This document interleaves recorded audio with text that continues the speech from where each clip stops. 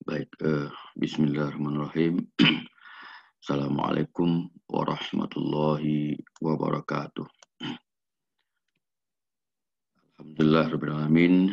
Kita bertemu kembali di pertemuan virtual untuk kuliah yang kedua tentang mata kuliah metode penelitian sosial dan tesis 1 dengan topik tipologi penelitian serta perbedaan penelitian kuantitatif dan kualitatif. Bahan ini saya siapkan untuk kita diskusikan pada malam hari ini.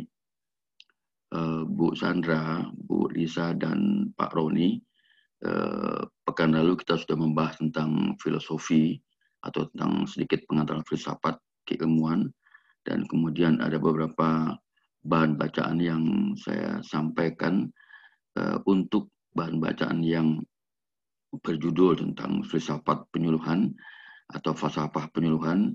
Itu dapat digunakan untuk dua kepentingan. Yang pertama, dapat mengambil makna falsafahnya yang menjadi landasan bagi mata kuliah metode penelitian sosial ini, dan yang kedua juga dapat diambil makna falsafah penyuluhan untuk mata kuliah konsep pembangunan, sehingga bahan tersebut dapat dijadikan bacaan bagi kedua mata kuliah kita. Baiklah, saya akan coba perluaslah slide show ini. Mari kita masuk pada slide yang kedua. Pokok bahasan kali ini berjudul tipologi penelitian serta perbedaan penelitian kuantitatif dan penelitian kualitatif.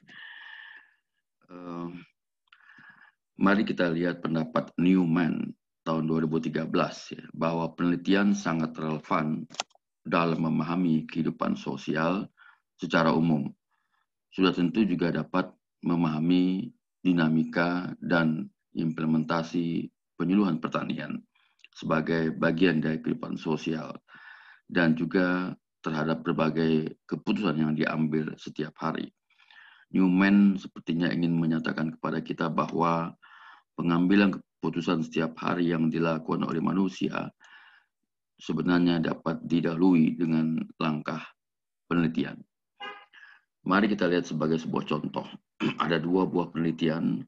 Yang pertama, penelitian tentang model strategi pengembangan agroindustri berbasis nagari.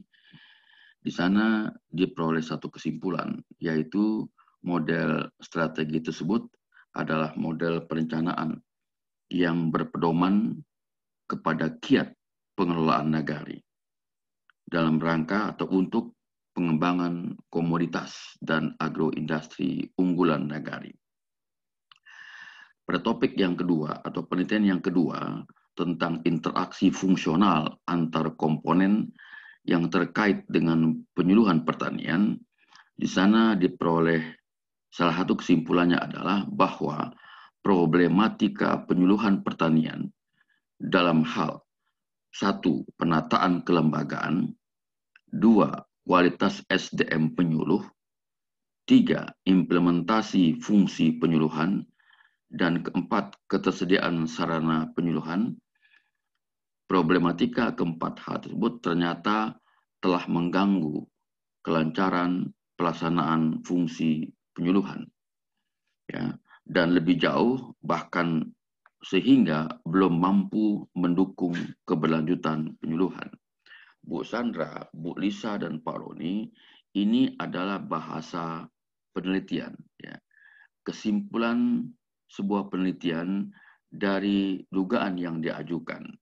Dugaannya adalah apakah problematika penyuluhan pada 4 hal tersebut mempengaruhi kelancaran fungsi penyuluhan, dan ternyata penelitian ini membuktikan atau menunjukkan bahwa 4 hal yang mengalami problematika tersebut telah mengganggu kelancaran fungsi penyuluhan, telah mengganggu kelancaran pelaksanaan fungsi penyuluhan, dan lebih jauh belum mampu mendukung keberlanjutan penyuluhan. Ini bahasa penyuluhan yang dapat kita mengerti, dan kemudian apa gunanya kesimpulan ini? Kegunaan kesimpulan ini salah satunya adalah melahirkan atau memunculkan satu rekomendasi bahwa jika fungsi penyuluhan ingin lancar, jika fungsi penyuluhan pertanian ingin lancar di suatu daerah, dan bahkan proses pembelajaran sebagai inti penyuluhan dapat berlanjut, maka mari perbaiki, mari tingkatkan 4 hal. Yang pertama, kekokohan kelembagaan. Ya, tidak terlampau dinamis sebagaimana yang terjadi beberapa waktu belakangan ini. Ya, dan kemudian ada kesempatan bagi peningkatan kualitas SDM penyuluh, baik dengan pendekatan pelatihan maupun juga pada jenjang pendidikan formal. Yang ketiga adalah mari perbaiki implementasi fungsi penyuluhan, programanya, metodenya, dan lain-lain. Dan yang keempat adalah mari lengkapi atau penuhi ketersediaan sarana penyuluhan. Itu adalah bukti penyuluhan, itu adalah bukti penelitian, dan ini menunjukkan bahwa pentingnya penelitian. Baik, Bu Sandra, Bu Lisa, dan Pak Roni, saya akan teruskan pada lembar berikutnya. Apa makna dan pengertian penyuluhan? Penelitian adalah research di dalam bahasa Inggris. Re adalah kembali, search adalah mencari. Berarti mencari, dan mencari untuk menemukan sebuah kebenaran yang empirik. Penelitian adalah studi atau tindakan yang dilakukan seseorang melalui penyelidikan yang hati-hati dan sempurna terhadap suatu masalah, sehingga kemudian ditemukan kesimpulan dari masalah tersebut dan kemudian dapat dicarikan rekomendasi pemecahan atau solusi yang tepat terhadap masalah tersebut. Dengan demikian maka penelitian mempunyai 3 tujuan setidaknya. Yang pertama adalah, yang paling utama adalah untuk memecahkan dan menyelesaikan masalah yang dihadapi dengan pendekatan metodologi ilmiah. Ya, memberikan solusi, tawaran solusi bagi masalah yang sedang dihadapi. Yang kedua adalah menemukan, mengembangkan, dan memperbaiki teori yang ada. Nomor 2 ini, tujuan kedua ini biasanya dilakukan di dalam penelitian yang bersifat basic atau dasar, basic research.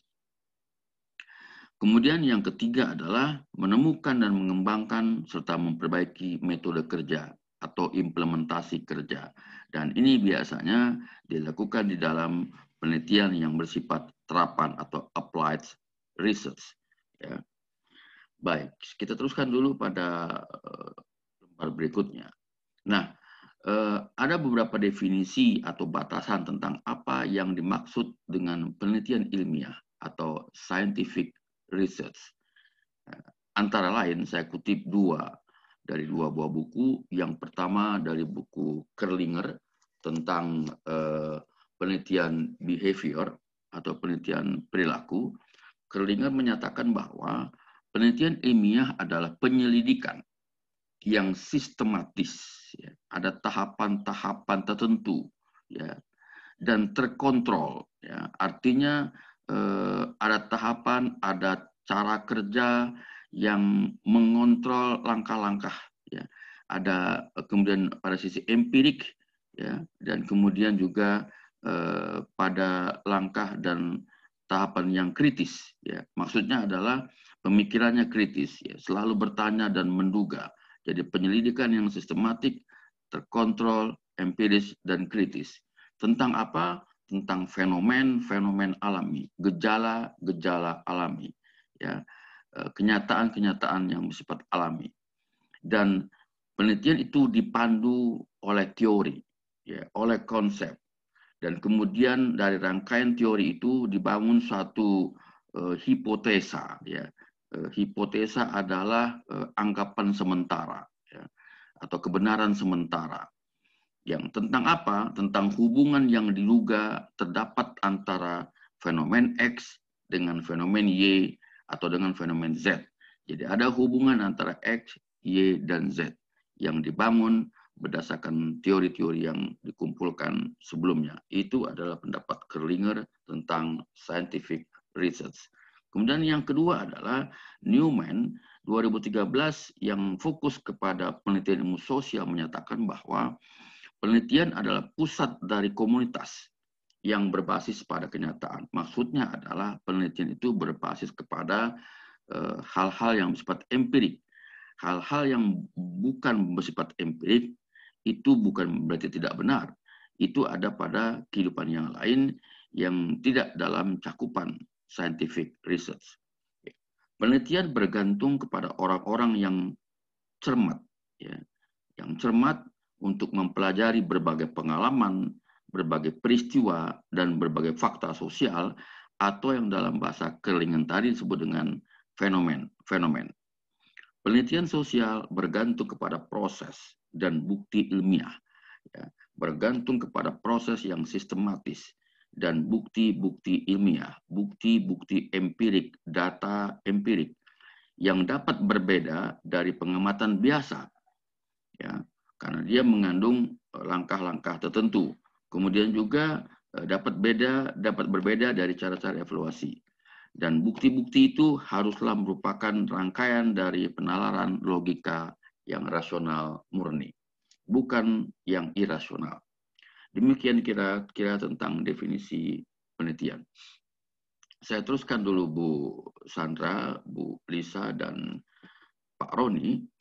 Nah, dengan demikian maka Sugiono menjelaskan bahwa penelitian ilmiah adalah penelitian dengan menggunakan metode ilmiah, ya, yang bisa diukur, dibuktikan secara rasional, logis, ya, dan analitis, serta dapat dipahami oleh indera manusia, maksudnya sebagai satu arena yang empirik, ya, yang di luar itu tidak dalam lingkup atau cakupan scientific research. Walaupun kita tahu bahwa hal-hal itu juga ada di alam dunia ini, di alam kehidupan kita. Tapi itu bukan dalam cakupan scientific research.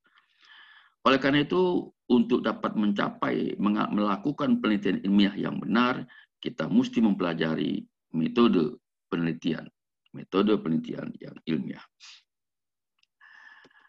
Kemudian kita akan membahas satu konsep penting, ya, dalam rangka kita melakukan penelitian, ya, yaitu yang disebut dengan pendekatan deduktif dan pendekatan induktif. Ya. Ada dua pendekatan, dua cara yang ditempuh oleh penelitian, ya, oleh para peneliti. Yang pertama yaitu deductive approach, pendekatan deduktif. Pendekatan deduktif itu, coba mari kita lihat kotak yang atas ini, Bu Sandra, Bu Lisa, dan Pak Roni. Nah, ini adalah simbol atau gambar tentang sejumlah teori yang dalam cakupan keilmuan tertentu. Katakan keilmuan penyuluhan pembangunan pertanian. Di sini mungkin ada teori tentang pembangunan pertanian, pembangunan SDM pertanian, tentang penyuluhan pertanian, tentang sistem penyuluhan, tentang metode, tentang kelembagaan, dan lain-lain. Nah, teori-teori bermanfaat bagi kita. Namun kita biasanya dalam untuk penelitian akan menemukan atau akan tertarik kepada satu aspek tertentu. Dan ini disebutkan dengan yang berwarna hitam. Yang warna hitam ini adalah ibaratnya merupakan lingkungan masalah yang sedang kita amati atau yang sedang akan kita angkat menjadi topik penelitian kita. Dan pertanyaan mendasar dari ini adalah teori apa yang dekat dengan masalah ini. Dan mari kita perbesar kotak yang ini menjadi ini dia. Ya. Ada beberapa saja 3 atau 4 teori atau 3 atau 4 konsep yang melingkupi, ya, masalah ini. Yang disebut dengan middle rank theory, teori pada level menengah. Ya. Yang ini ada yang A, ada yang B, ada yang C, ada yang D. Yang berwarna putih ini yang blank, itu adalah kotak-kotak teori lain, ya, yang bermanfaat pada kesempatan lain, tapi pada kesempatan kali ini tidak terikat atau tidak terkait. Ya. Nah, mari kita perdalam lagi, persempit lagi. Nah, dari 4 ini ternyata hanya 2 saja yang sangat dekat dengan masalah kita, Kalau bicara soal metode penyuluhan, tentu kita akan menggali tentang apa itu metode, bagaimana itu metode. Kalau kita mengkaji masalah kelembagaan penyuluhan, maka tentu teori kelembagaan itu akan menjadi sangat penting untuk kita dalami. Beberapa jurnal-jurnal yang terkait juga penting untuk kita dalami, dan itu disebut sebagai substantif teori. Dan ini penggalian di sini biasanya dari mulai tadi framework teori sampai kepada bawah ini biasanya berada pada tinjauan subbab bab 2 pada tinjauan pustaka. Dan yang ini yang substantif teori itu juga berada pada bab 2, namun kemudian diangkat menjadi bagian dari untuk menentukan variabel-variabel penelitian yang terikat atau yang terkait dengan masalah penelitian. Dan kemudian kita membangun suatu hipotesa dari substantif teori tersebut. Dan hipotesa itu kita nyatakan dengan tegas atau mungkin tersamar di dalam metode penelitian kita, di dalam proposal penelitian kita. Dan kemudian hipotesa ini yang kita uji dengan sejumlah data yang kita ambil dari empirical sosial realita atau kenyataan sosial secara empirik. Ini adalah ladang data kita. Ini adalah area penelitian kita.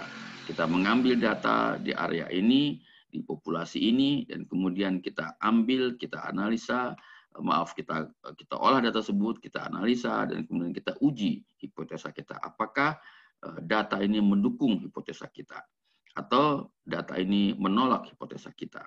Tadi sebagai contoh pada penelitian yang disebutkan penelitian interaksi penyuluhan tadi, itu dinyatakan bahwa hipotesanya adalah problematika penyuluhan telah mengganggu kelancaran penyuluhan, misalnya begitu. Maka data juga akhirnya mendukung bahwa benar bahwa problematika pada 4 hal utama yang terkait dengan penyuluhan itu telah mengganggu kelancaran pelaksanaan fungsi penyuluhan.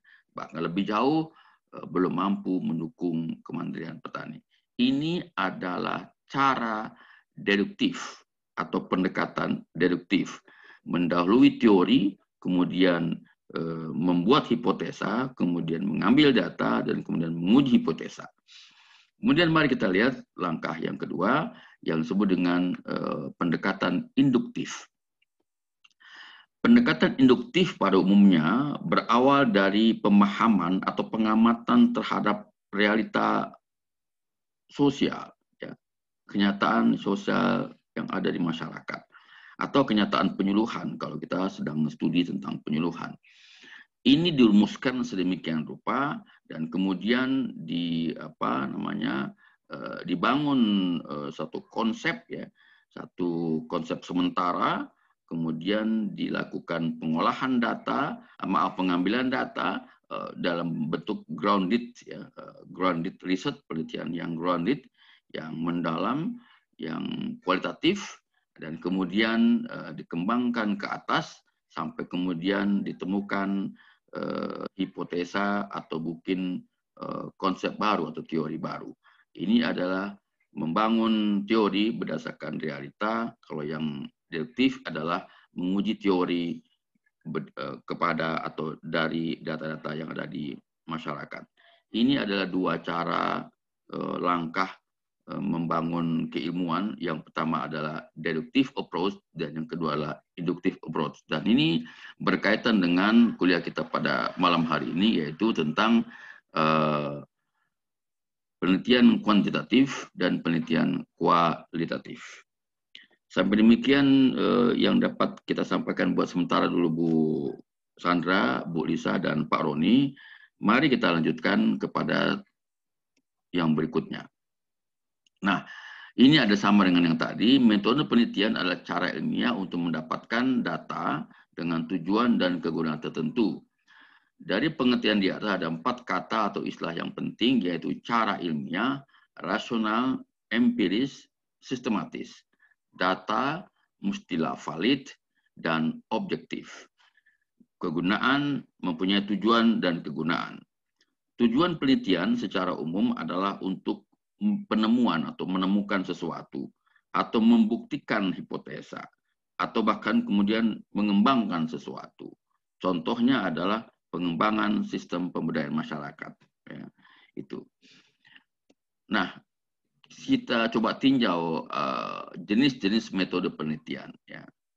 Menurut Sugiono, berdasarkan tujuan penelitian, kita bisa saja mengelompokkannya menjadi 3, yaitu penelitian dasar atau basic research, yang kedua adalah penelitian pengembangan, development research, dan yang ketiga adalah penelitian terapan atau applied research. Ya. Yang kemudian berdasarkan tingkat kealamiahan, ya, kealamian tempat penelitian,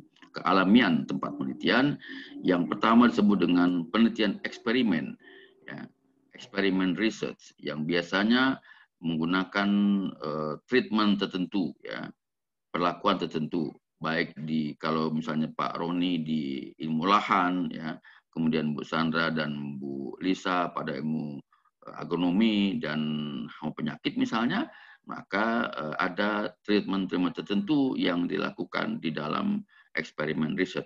Apakah di dalam penyuluhan juga bisa? Bisa.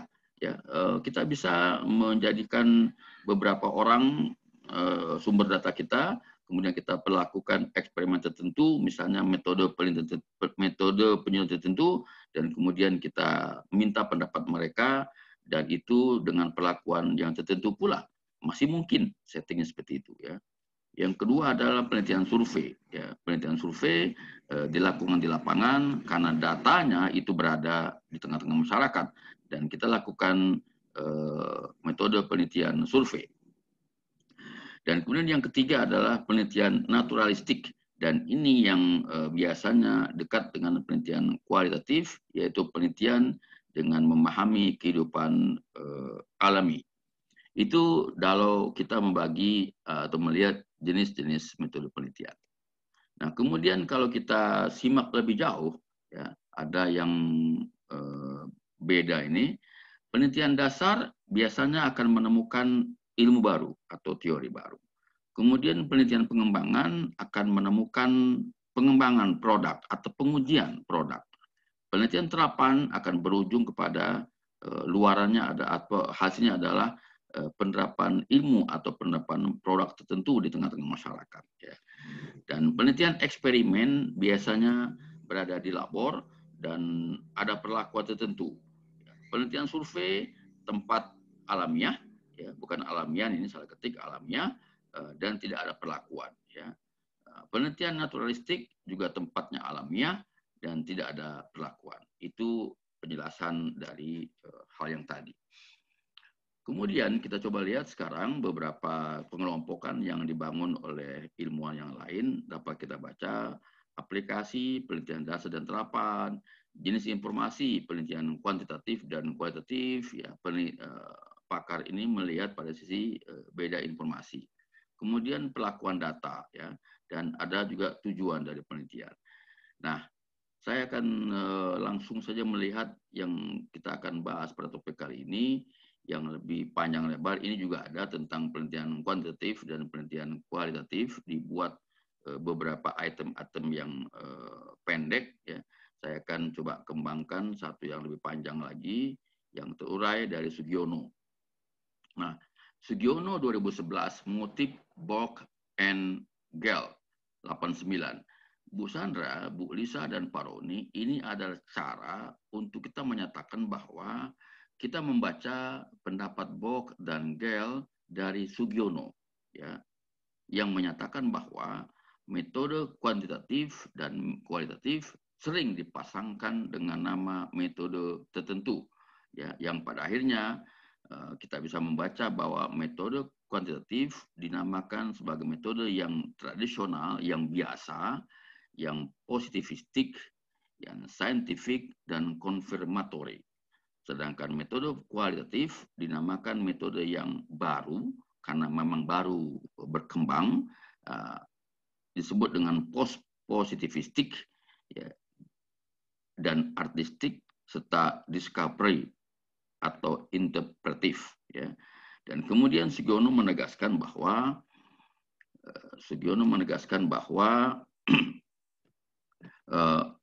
saya buat agak rapat ini, mohon maaf, bukan maksud apa-apa, tapi ingin menegaskan perbedaan itu nampak sekali ya. Penelitian kuantitatif adalah metode penelitian yang berlandaskan kepada filsafat positivisme, ya, digunakan untuk meneliti pada populasi atau sampel tertentu, dilakukan pengumpulan data dengan menggunakan instrumen penelitian tertentu, dilakukan analisa data yang bersifat kuantitatif statistik dengan tujuan untuk menguji hipotesa yang telah ditetapkan sebelumnya. Apa yang dimaksud dengan filsafat positivisme? Secara singkat disebutkan bahwa filsafat positivisme adalah memandang gejala, fenomena, dan realita itu dapat diklasifikasikan. Panjang pendek, besar kecil, ya, berat ringan, dan sebagainya dapat diklasifikasikan. Bersifat relatif tetap, ya, cenderung tetap, ya, tidak terlampau dinamis, ya. Konkret, ya, nyata, teramati, ya, terukur, ya. Nah, dan hubungan gejalanya bersifat sebab akibat. Ada X, ada Y, di mana X mempengaruhi Y. Nah, itu adalah cara pandang positivisme. Sehingga proses penelitian bersifat deduktif, ya, berawal dari teori atau konsep, kemudian dirancang begitu rupa agar tersusun sebuah hipotesa, dan kemudian dilakukan pengambilan data dengan instrumen penelitian yang ketat juga, kemudian dilakukan pengolahan data, dan kemudian menjawab hipotesa tersebut, dan akhirnya dapat menjawab masalah. Itu adalah penelitian kuantitatif. Sehingga di sini Sugiono menegaskan bahwa kesan yang kita peroleh adalah tidak benar jika penelitian kuantitatif hanya dikesankan sebagai penelitian tentang hitung-hitung atau statistik. Langkahnya inilah yang disebut dengan langkah penelitian kuantitatif. Mari kita lihat bagaimana langkah atau tahapan penelitian kualitatif, ya, yang sering orang pandang, orang anggap sebagai penelitian uraian atau deskriptif. Ya. Bukan itu sebetulnya. Ya. Metode penelitian kualitatif adalah metode penelitian yang naturalistik. Ya. Dia tidak dipandang, tidak dilihat sebagai sebuah sampel tertentu, tapi dia natural saja, alami. Ya. Karena penelitiannya dilakukan dengan kondisi yang alami. Peneliti ikut terlibat di dalam kehidupan natural itu. Ya. Dan dia berada di bawah filsafat post-positivisme. Maaf, ini salah tulis. Ya. Post-positivisme. Juga disebut dengan metode penelitian etnografi. Ya. Biasanya dulu dibangun oleh para antropolog untuk menjelaskan atau melakukan penelitian ini. Ya, kemudian data yang terkumpul bersifat kualitatif.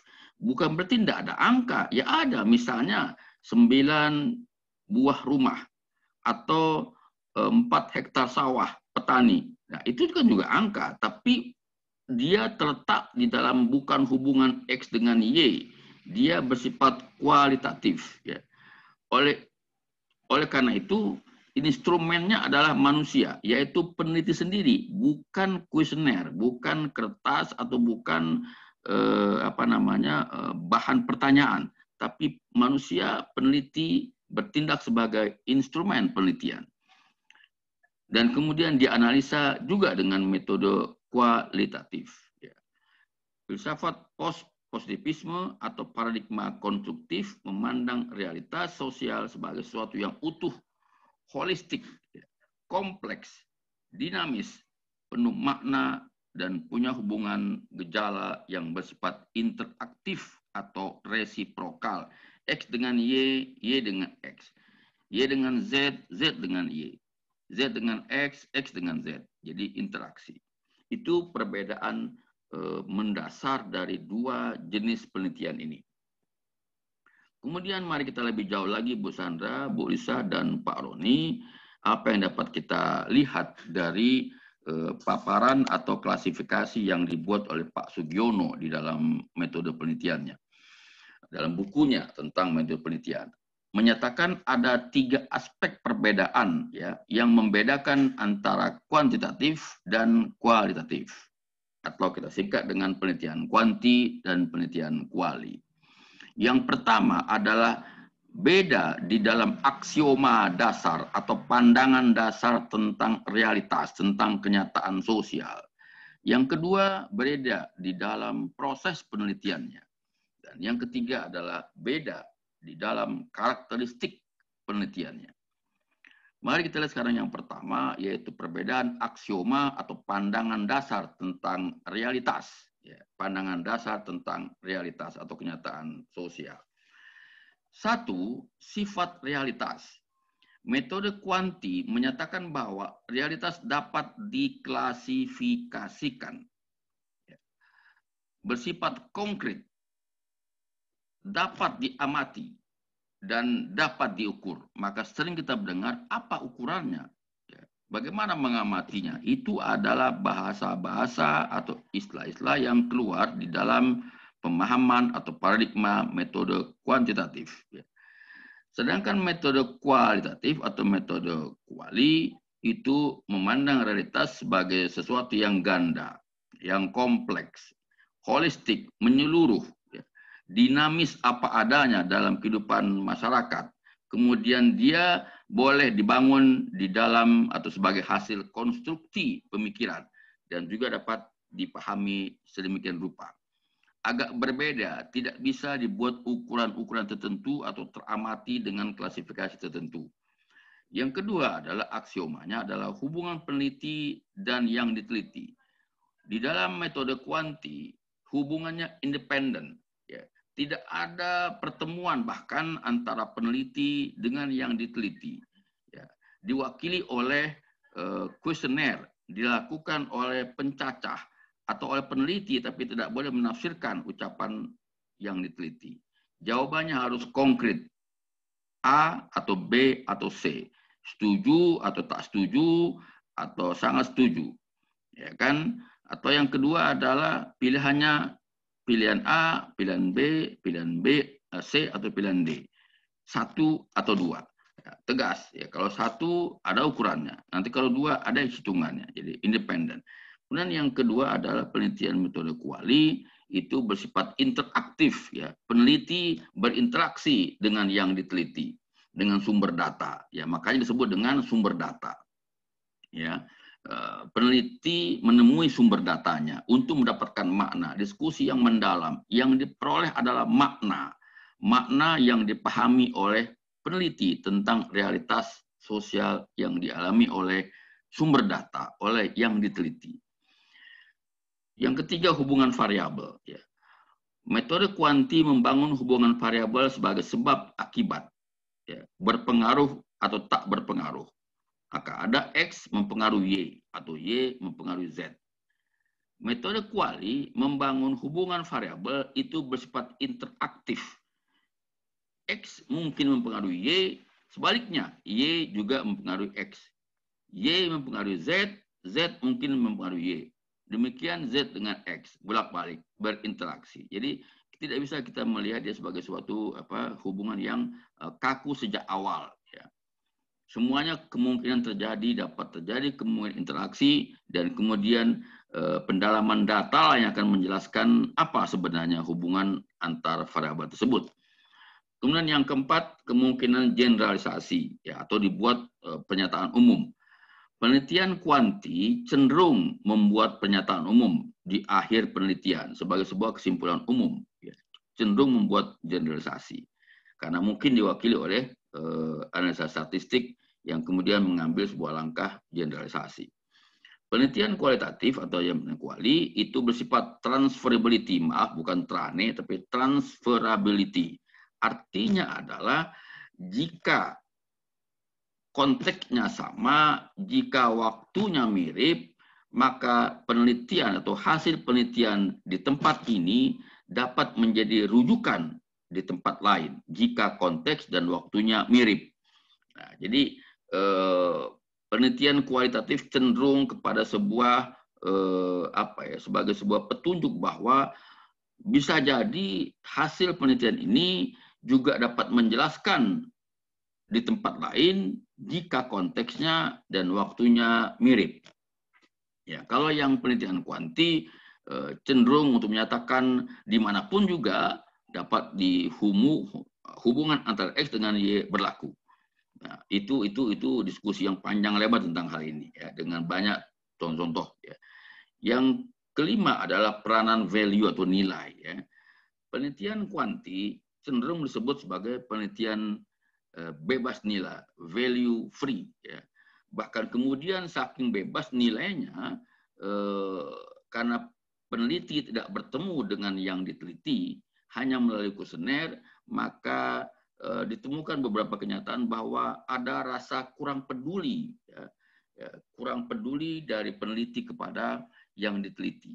Mereka hanya mengungkapkan data ya, ya.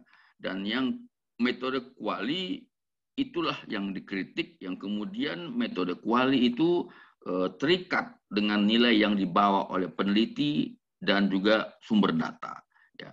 Walaupun demikian metode kuali akan dapat membedakan dan memang semestinya membedakan mana yang data, mana yang opini. Ya, juga sekarang ada alatnya untuk memisahkan itu mana data, mana opini. Nah, itulah kira-kira perbedaan mendasar tentang aksioma atau cara pandang tentang realitas dari dua jenis penelitian ini. Ya. Jenis penelitian kuantitatif dan penelitian kualitatif. Pada tahap ini saya berharap teman-teman, mahasiswa, Bu Sandra, Bu Lisa, dan Pak Roni dapat lebih memahaminya. Selanjutnya dapat dikembangkan di bahan bacaan yang tersedia. Mari kita lihat slide berikutnya. Nah, ada beberapa 11 ya. Pak Sugiono telah mengidentifikasi 11 perbedaan karakteristik penelitian ya.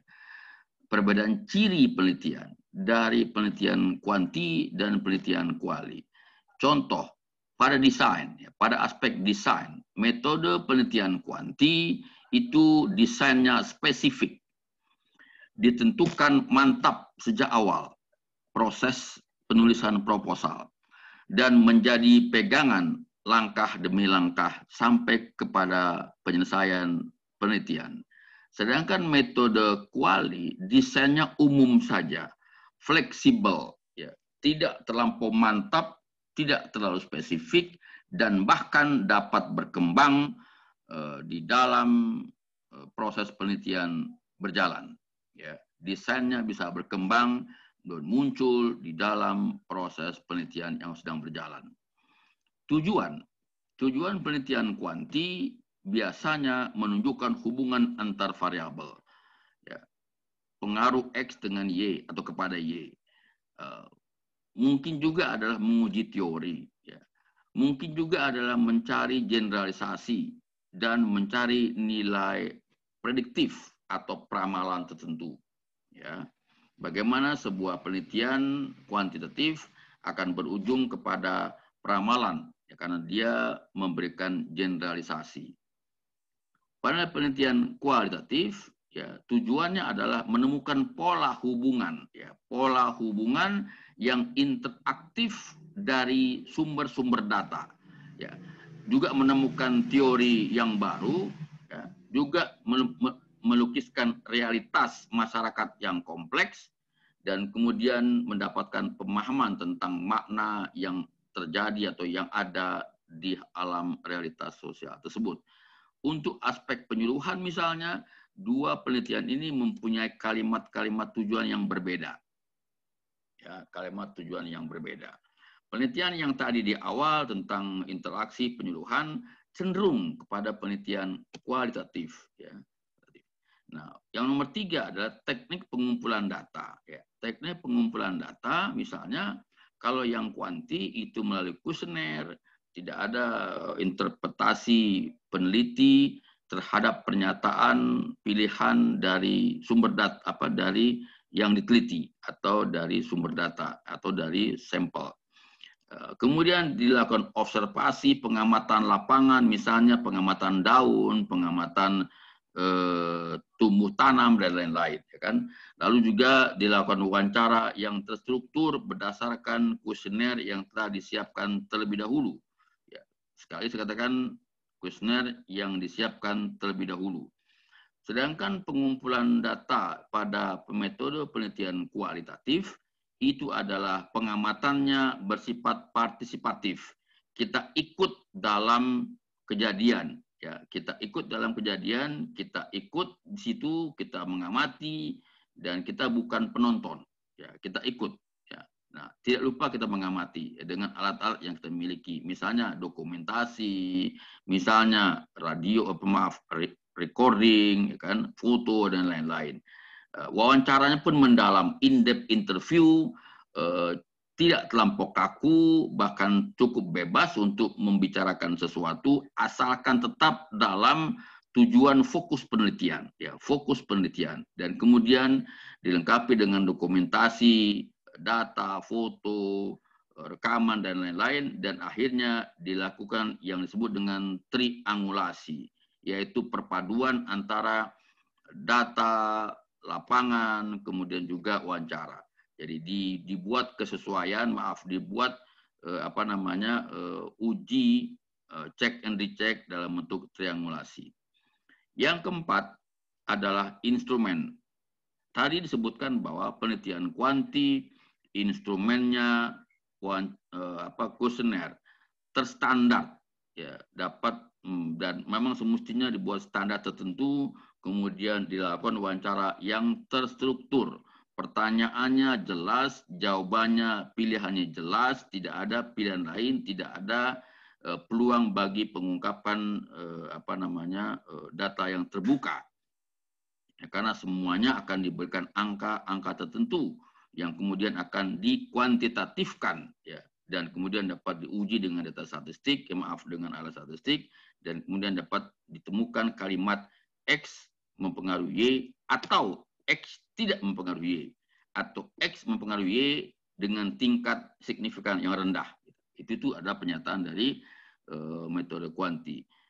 Instrumen penelitian pada metode kuali itu adalah peneliti sendiri, peneliti sebagai instrumen, ya, peneliti sebagai instrumen. Dia mendengar, dia berdiskusi, dia mendalami, dia merekam, kemudian mendalami lagi, kemudian bertanya lagi, kemudian sampai mendapatkan makna tertentu. Dan dia dibantu dengan logbook atau buku catatan yang mencatat apapun yang terjadi pada peristiwa-peristiwa penelitiannya. Dan tadi juga saya katakan ada recorder, ada kamera, ada lain-lain. Itu alat-alat dari sang peneliti kuali atau instrumen penelitian kualitatif. 4. Yang kelima, data. Mari kita lihat data kuantitatif, data untuk metode kuantitatif itu adalah memang bersifat kuantitatif, ya, bersifat hitungan, ya. Dan kemudian hasil pengukuran variabel dioperasionalkan dan menggunakan instrumen tertentu, ya, dibuat dikuantitatifkan, ya. Dan ini akan dibantu dengan mata kuliah statistik. Kemudian data pada metode kualitatif itu bersifat deskriptif, uraian, ya, uraian, ya. Tetapi uraiannya juga sedemikian rupa ada caranya untuk kita mengedit, caranya untuk kita mengambil fokus-fokus data, fokus-fokus kalimat yang terikat dengan fokus penelitian. Ada dokumen pribadi, ada catatan lapangan, ada tindakan dan ucapan responden yang dikutip sebagai data, kemudian ada dokumen lain yang diungkapkan sebagai data. Kemudian ada contoh atau sampel, ya, atau sampel. Biasanya penelitian kuantitatif sampelnya besar, ya, mewakili populasi. Kemudian dia mestilah bersifat representatif, mewakili populasi dengan cara tertentu juga, ya. Dan mungkin saja bersifat acak, random, atau mungkin stratified dan lain-lain. Dan ditentukan sejak awal proses perencanaan penelitian. Ya, kalau di sumber data, maaf, di metode penelitian kualitatif, sumber data atau sampel, ya, mereka menyebut dengan sumber data, bukan sampel, ya, sebut dengan sumber data. Jumlahnya kecil saja, ya, tidak mesti representatif, dia ditujukan dengan cara tertentu, dipilih purposif sesuai dengan topik penelitian, dan biasanya dapat berkembang sebegitu rupa mengikuti alur informasi yang diperoleh, disebut sebagai snowball, ya, snowball, bola salju membesar, ya, dan dapat berkembang selama penelitian. Sampai kapankah data itu selesai? Sampai yang disebut dengan data jenuh, ya, data jenuh. Tapi ada yang bercanda, sumber data jenuh itu artinya sumber data selesai dengan sendirinya tatkala sumber daya penelitian juga selesai, gitu, habis. Nomor 7 adalah analisis. Setelah pengumpulan data dilakukan, maka dilakukan analisis itu untuk metode kuanti dengan pendekatan deduktif dan menggunakan statistik untuk menguji hipotesa. Ya.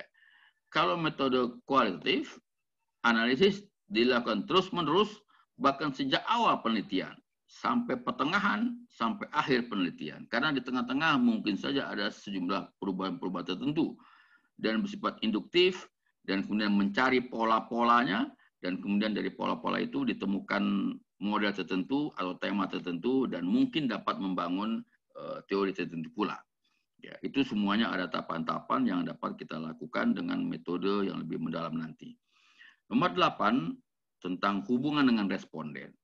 Tadi disebutkan sejak awal bahwa hubungan peneliti dengan responden pada penelitian kuantitatif itu berjarak. Sering bahkan tanpa kontak sama sekali antara peneliti dengan yang diteliti. Dan itu disebut sebagai upaya untuk menjaga objektif.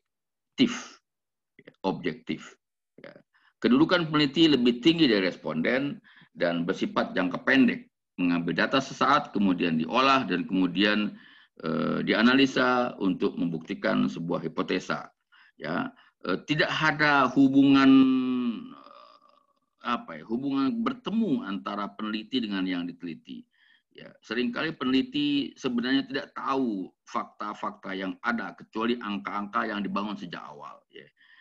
Bagi variabel yang tidak ditetapkan di dalam persiapan awal, maka dia tak akan terekam oleh data, oleh kuesioner. Ya. Mungkin saja data itu ada sebetulnya dan mungkin mempengaruhi, tapi tidak terekam oleh data peneliti. Nah, hubungan antara peneliti dengan responden pada metode penelitian kualitatif adalah empati. Ada keakraban karena sang peneliti bertemu langsung dengan respondennya, dengan sumber datanya. Ya. Dia sebut dengan responden. Akrab untuk mendapatkan pemahaman yang mendalam tentang fakta yang dialami, fakta yang dirasakan oleh sumber data. Ya, kedudukan setara, artinya peneliti dengan yang diteliti bisa saling berbincang-bincang apa adanya, kemudian setara. Dan jangka waktunya bisa lama, ya, bisa lama, tergantung kebutuhan dan disebut sebagai data yang jenuh. Data yang jenuh, saya katakan data yang jenuh itu artinya jika tidak ada lagi informasi baru dari beberapa sumber data, berarti begitulah faktanya. Tapi jika ditemukan atau jika diungkapkan informasi yang baru, maka sebetulnya data belum jenuh. Tapi ada jenuh yang lain, yaitu di mana batasan sumber daya penelitian sudah tidak ada lagi, maka itu berhentilah data itu diambil. Sehingga dapat ditemukan satu hipotesa tertentu atau bahkan teori baru. Itu 8 poin, dan kemudian yang masih ada 3 lagi yang ditambahkan oleh Pak Sugiono sebagai perbedaan karakter. Ya. Usulan penelitian metode penelitian kuantitatif itu rinci sejak awal. Literatur berhubungan dengan masalah dan variabel yang diteliti dibangun dengan sangat ketat. Ya. Prosedur spesifik, rinci langkah-langkahnya. Masalahnya dirumuskan dengan jelas, spesifik. Hipotesanya juga dirumuskan jelas dan spesifik. Kemudian juga nanti akan ada kuesionernya, dibuat dengan spesifik, tegas, dan terstandar. Itu semua dituliskan dengan rinci sebelum ke lapangan. Dan Bu Sandra, Bu Lisa, dan Pak Roni, nomor 9 ini menunjukkan bahwa keberhasilan penelitian sangat ditentukan di dalam persiapan penelitian. Data yang diperoleh itu tinggal ditangguk saja, tinggal diambil saja dengan kuesioner sebagai alat pengambilan data, dan kemudian setelah itu data tinggal kita olah di meja, kita analisa dengan pendekatan statistik, sudah ada juga aplikasinya, dimasukkan berapapun variabel yang kita mau, mudah saja sekarang semua ada alatnya dan kemudian dapatkan angkanya. Simple, sederhana, dan mudah jika persiapannya ketat dan baik. Pun sebaliknya, jika persiapannya tidak ketat, maka akan terjadi beberapa kejadian data yang dipulangkan atau bahkan mungkin diambil kembali. Itu letak soal, itu advice utama dari metode penelitian kuantitatif. Metode penelitian kualitatif adalah usulan desainnya tidak terlampau ketat, bahkan cenderung disebut sebagai desain yang sementara. Literaturnya pun juga tidak diambil dengan ketat, karena mungkin saja di lapangan dapat berubah. Fakta-fakta lapangan dapat berubah, dapat menjadi indikasi untuk merubah literatur yang dipegang. Jadi literatur yang dibangun itu bukan sebagai pegangan utama, karena dia sesungguhnya adalah mengambil data, bukan membangun hipotesa. Kemudian, bukan menguji hipotesa. Ya, kemudian ada prosedurnya bersifat umum saja dan sementara, dan akan kembali direfleksikan dengan data yang ada di lapangan. Ya, tidak ada hipotesa ya, yang dibangun sejak awal dari kerangka teori. Justru penelitian kualitatif akan membangun hipotesa tertentu di ujung dari temuan-temuan lapangannya. Nah, itulah kira-kira perbedaannya yang mendasar sekali antara kuantitatif dan kualitatif. Kapankah selesai penelitian ini?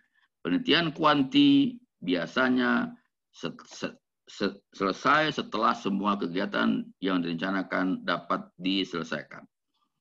Kapankah penelitian kuali dapat selesai? Setelah tidak ada data yang dianggap baru atau yang tadi disebut dengan data yang telah jenuh.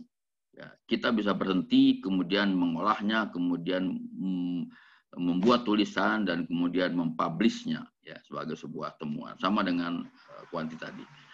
Kepercayaan terhadap hasil penelitian. Ya.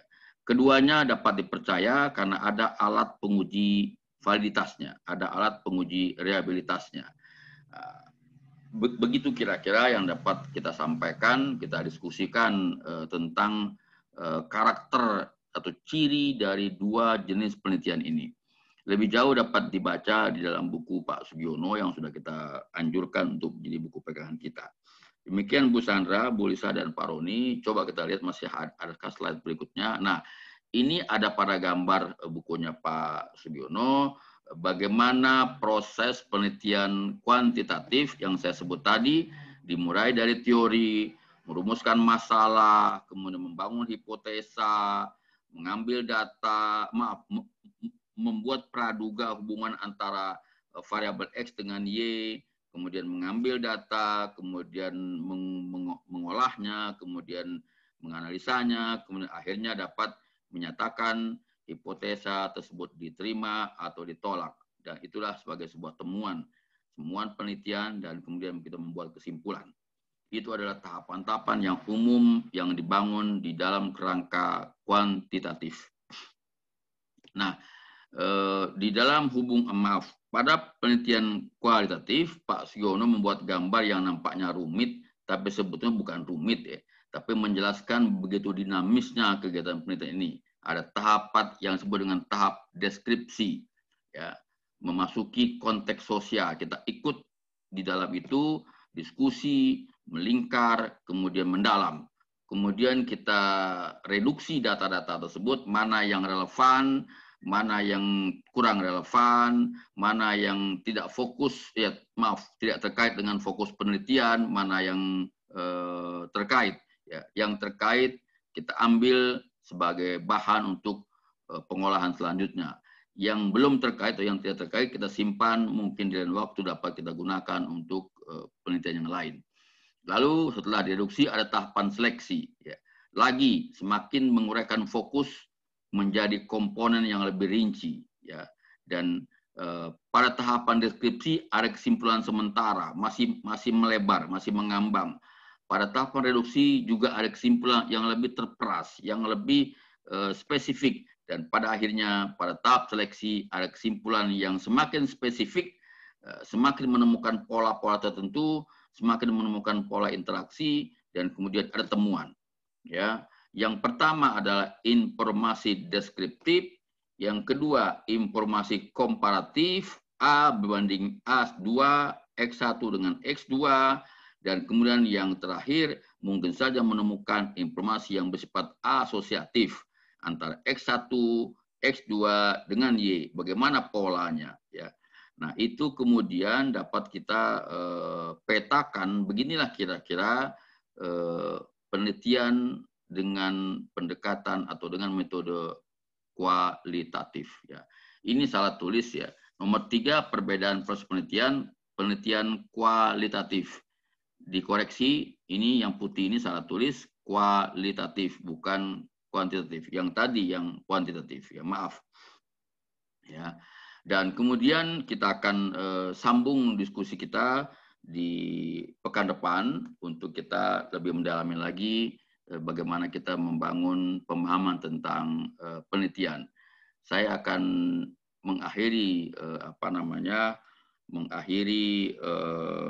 share screen ini untuk kita kemudian kembali ke posisi awal, dan mungkin setelah itu kita ada diskusi. Kita coba lihat beberapa pertanyaan-pertanyaan di antara teman-teman, apa yang dapat kita diskusikan lebih jauh. Ya, saya kira itu dulu yang dapat saya sampaikan pada kesempatan kali ini. Saya tunggu pertanyaan dan diskusi dari teman-teman. Sebentar ya, saya akan stop share ini. Nah, kita coba dulu screenshot ini ya. Ya, saya kira itu yang dapat saya sampaikan. Semoga bermanfaat apa yang kita bahas pada kesempatan kali ini.